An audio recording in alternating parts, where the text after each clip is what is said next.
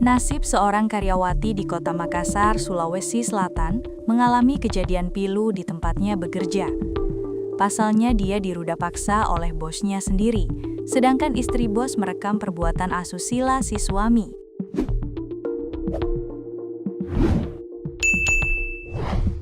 Selain mendapat perlakuan yang tidak pantas, korban, wanita usia 22 tahun tersebut, bekerja di warung nasi kuning milik bosnya dengan bayaran tidak sesuai. Upah yang diterima pekerja wanita ini terbilang tak sesuai karena hanya 60.000 per hari, sedangkan durasi kerjanya cukup panjang dari pukul 19 malam hingga 12 siang. Diduga aksi bos dan istrinya tersebut untuk akal-akalan mengancam korban dengan video yang direkam agar nantinya bekerja tanpa dibayar. Sebab sang istri bos sempat menuding karyawati ini selingkuh dengan suaminya. Peristiwa memilukan yang dialami pekerja wanita ini terjadi di wilayah Kecamatan Rapocini, Kota Makassar. Kecamatan Rapocini adalah salah satu kecamatan di Kota Makassar, Sulawesi Selatan, yang termasuk dalam pinggiran kota. Sedangkan Makassar merupakan ibu kota Sulawesi Selatan, sebelumnya bernama Ujung Pandang. Merupakan kota terbesar di wilayah Indonesia Timur dan pusat kota terbesar ketujuh di Indonesia dari jumlah penduduk setelah Jakarta, Surabaya, Medan, Bandung, Semarang, dan Palembang. Dikutip tribunlampung.co.id dari tribuntimur.com, korban resmi melapor ke SPKT Polrestabes Makassar, Jalan Ahmad Yani, Kecamatan Wajo, Sabtu 13 Januari 2026 kemarin.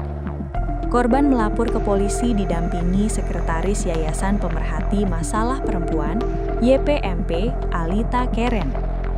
Alita menjelaskan, dirinya mendampingi kasus dugaan ruda paksa itu setelah menerima laporan dari keluarga korban. Kan ada keluarga korban menghubungi kami kalau adiknya tidak pulang dari kemarin, dia pamit kerja tapi tidak pulang. Kata dikonfirmasi Tribun lewat pesan WhatsApp Minggu 4 Januari 2026. Keluarga korban, lanjut Alita, juga mendapat pesan dari korban pada Jumat 2 Januari 2025 pukul 3 WITA, bahwa korban dalam kondisi tidak baik-baik saja. Kemudian setelah itu HP-nya mati, kata Alita. Atas dasar itu, Alita pun berusaha menghubungi nomor korban. Upaya itu baru berhasil pada pukul 7 WITA atau 4 jam setelah keluarga korban mendapat pesan kurang baik dari korban. Dalam sambungan telepon itu, korban kepada Alita mengaku dipaksa majikan perempuannya untuk bersetubuh dengan suaminya. Korban hanya bilang dia disekap kemudian dia disuruh bersetubuh sama bos perempuannya karena dia dianggap berselingkuh sama suaminya.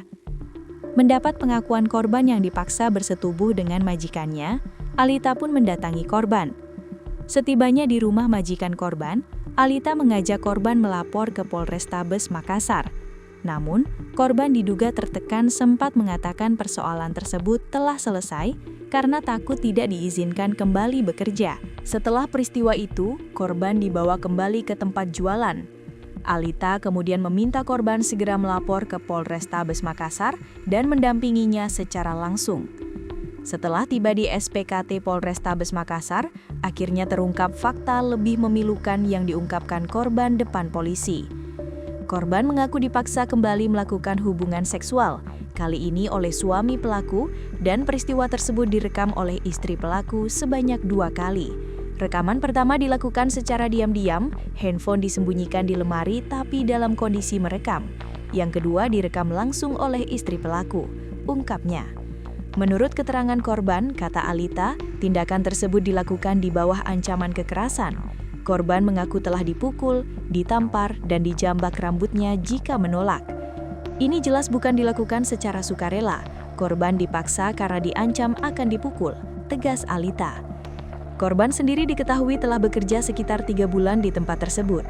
Durasi jam kerjanya terbilang cukup panjang, dari pukul 19 malam hingga 12 siang. Dari hasil kerja itu, korban hanya menerima upah 60.000 per hari. Selama bekerja, korban membantah memiliki hubungan pacaran dengan suami pelaku. Korban bilang tidak pernah pacaran, Relasinya hanya sebatas ciuman, itu pun terjadi karena relasi kuasa antara bos dan pekerja, bebernya. Terkait rekaman video, Alita menduga kuat rekaman tersebut berpotensi digunakan sebagai alat ancaman. Korban mengaku sempat diancam harus terus bekerja tanpa bayaran. Saat ini ponsel yang berisi rekaman tersebut telah disita polisi sebagai barang bukti. Meski demikian, Alita menyayangkan belum ditahannya suami pelaku. Seharusnya ada 2 terlapor, namun suaminya belum ditahan dengan alasan masih menyelesaikan urusan jualan, ucap Alita. Padahal ia melakukan persetubuhan dengan sadar, meskipun di bawah tekanan istrinya, sambungnya.